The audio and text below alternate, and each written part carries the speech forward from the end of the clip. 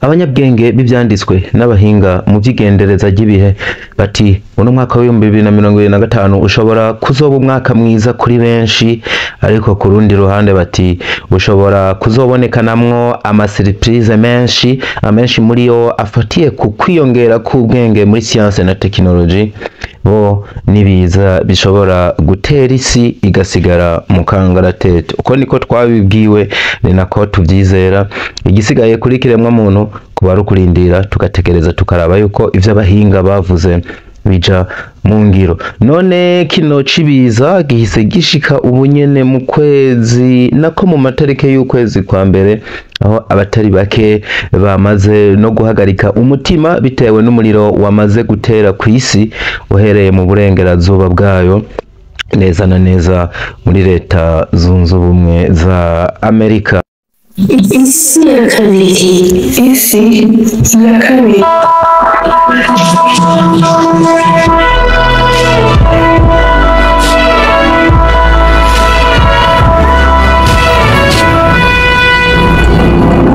Ni amakuba akomeye utokwifuriza ko agushikako canke ngo uyasabire uwawe habe namba ahabe na gato. Turi Los Angeles, abantu bagera ku bihumbi 30 bariko barahunga ubutarariye banyaga amagara imbere y'igihuhusi c'umuriro uri kuratema utongora mu gace ka Pacific Palisades, ni mu gisagara ca Los Angeles. Ino Los Angeles ko batayizi ni gisagara kimwe co muri leta ya California, imwe mu mareta akomeye ya Leta Zunze Ubumwe za Amerika. Ni igisagara kinini kiri ku nkengera z'ibahari Pacific. Mu masaha 72 aheze niho hadutse umuriro waruzananye mw'ishamba. Uwo muriro ukaba wambukiranije imipaka ufata ikirere uzanywe n'imiyaga, imiyaga isanzwe yarifatiye bimwe bikomeye kano gace ko muri Los Angeles, ariko kandi kakaba ari agace gasanzwe kazwi ko imiyaga ikomeye y'ibihuhusi bikubita, noneho ahantu bitandukaniye n'ibindi bikaza ari ibihuhusi bishushe cane, ari navyo bigaruka bikiremamwo umuriro ugaturira utongora, ugaturira amazu, ugaturira ibintu n'abantu, ndetse aho benshi hagera n'igihe bakikanga ati uwo bari wa muhero w'isi bapfuze ushitse. Yamara bakaremeshwa nuko uramutse warasomye igitabo usanga muri kano gace kino citwa umuriro atari bwa mbere kiba kihashitse. Ni mu gace neza na neza kitwa Santa Ana. Ikinyamakuru co mu burengerazuba bw'isi kizwe nka Iro News cemeza ko uno muriro ukaze cane watongoye inyubako nyinshi n'ubundi butunzi bwinshi bwo muri iyo leta, kandi ngo ntiwahagaritse kuko wanzitse, kuvuga ngo wabandanije uturira hasi hejuru. Ari nako abenegihugu muri kano gace ko muri Leta Zunze Ubumwe za Amerika bahagaze mu kangaratete, ndetse bakaba badafise bacira nayo bamira, batabona ukuntu biza kugenda, kubera ko gutinya uwo muriro wobandanya ndetse ukabandanya konona no kwica benshi.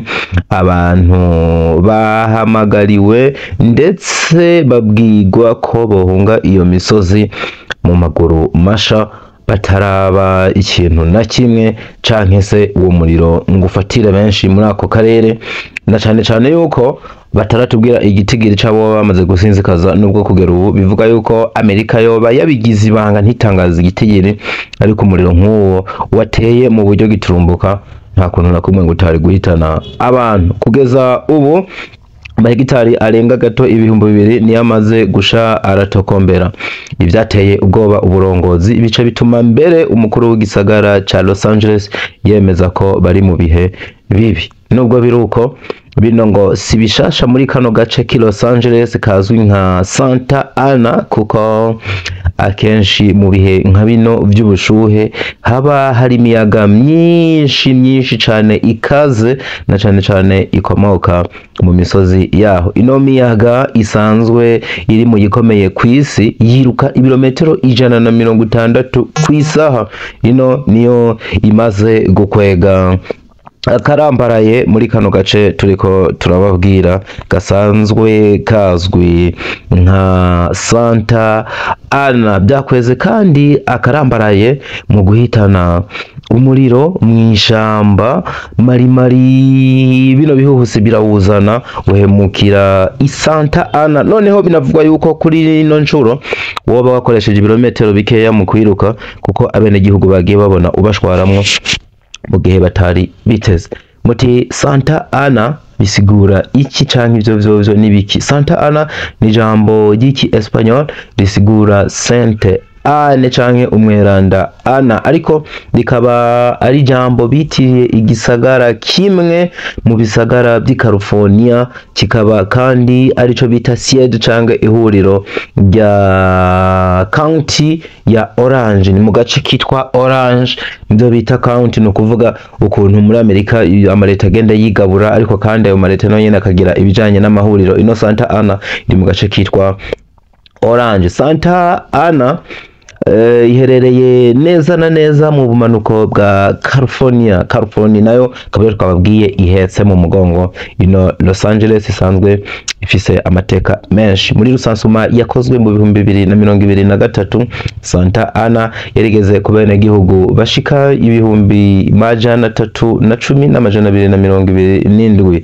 Kino nico gisagara kigira gatatu gifise abantu benshi muri Orange nyuma ya Anaheim na Irvine. Bikaba kandi bino biteranye bigakora kino citwa Santa Ana, bituma Santa Ana n'ubundi iza ku mwanya wa 14 i California nka leta canke agace gafise abantu benshi, hanyuma ikaza ku mwanya wa 65 muri leta yose ya Leta Zunze Ubumwe bwa Amerika. Twigarukire kuri ino miyaga ya Santa Ana, abandi bita imiyaga canke igihuhuzi c'amashetani. Ni imiyaga bwoko iki? Kino kibazo ushobora kuba wacibajije. Ino ni imiyaga canke igihuhusi gikomeye gishushe cane cimburuka mu misozi yo mu mashamba kigahera hasi gikubise kikanambukiranya inyanja ciciye mu buryo butangaje bwo hejuru, aribyo bituma byitwa igihuhusi.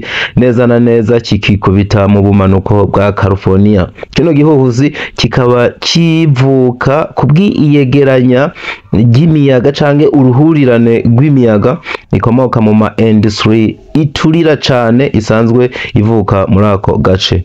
Akaba ari agace kagizwe n'umurambararo munini ico bita Grand Basin. Iyo miyaga idugana ubugaragwa bwo mwako gace ikarengana ubumanuko bwa California, igatororokana neza na neza irungika ivumbi ryinshi cane mu kirere n'imyotsi y'imiriro yo mu mashamba yo hejuru y'inyanja ya Pacific. No kuvuga haruguru hahanamiye ino nyanja nini ya Pacific, aho niho ingaruka zirandagata zigafata Los Angeles isanzwe iri ibumoso na San Diego iri hagati. Kino gihuhusi gikunda kwibonekeza mu mwaka mu gihe c'ubushuhe nigaduka muri Leta Zunze Ubumwe za Amerika. Ni nk'ico twokwita ibihe by'ici hano wacu mu Burundi. Ariko kandi bino bihuhusi ngo hari n'igihe bishika no mu bindi bihe bigize umwaka. Noneho igitangaje bikanashika no mu bihe by'ubukanye hakonje cane. Ariyo mpamvu kino gihuhusi banacise ic'amashetani, kuko hari n'igihe gitera mu gihe batari biteze. Mu bindi mwomenya nuko nibiburiburi ibihuhusi biri hagati ya 10 na 25 byo mu bwoko bwa Santa Ana byikora na bikarema igihuhusi kinini giteranire hamwe, ariko kandi bikirema buri mwaka muri Amerika. No kuvuga ngo ibihuhusi biri hagati ya 10 na 25 birirema bikakora nk'ibyo biriko birakora uno munsi muri Amerika, kandi bikaba mu kiringo kitaja munsi y'imisi indwi. Icigeze gusinzikaza cane ndetse kitazibagirana muri kano gace ka Santa Ana banitiriye bino bihuhusi bisanzwe byitwa Santa Ana, kikaba camaze imisi 14 hari mu 1957 icahitanye ubuzima bwa benshi. Aba meteorologue canke bano bahinga mu vy'ibirere bavuga ko ino miyaga ya Santa Ana izorushiriza kwiyongera uko imyaka izoza, kandi ihitane benshi, na cane cane ko leta ataco yobikora ko uretse guhungisha abantu mu gihe bino vyago biteye. Icari kubigabanya conyene ngo ni gihe leta yohagarika burundu kurungika ivyotsi mu kirere biva mu ma industry, ari navyo birema ubushuhe bukomeye ndetse burengeje ku isi, hama kandi bugatandukira ibice bimwe bimwe, ari naho kino gice ci Los Angeles gifatigwa. Ariko kandi ngo ico tumye bino bintu bigenda bigabanuka bukebuke ko gisanzwe ari n'ikiza karemano kimaze ibinjana, ngo ni gihe leta yoteye ibiti mu bugaragwa bw'i San Francisco na Nevada. Ivyo navyo bikaba bifashwa nk'indoto zitazoba impamo ku gihugu nka Amerika, iterambere ryaco rihagaze ahanini ku ma industry. Je nitwa Ndikuriyo Leonce the son of God, Doctor of Love aka Diko. Ino ni isi ya kabiri. Muhezagirwe aho muri hose, mugira umugisha mu ntango z'uno mwaka wa 2025. We love you so much. Hasta la vista.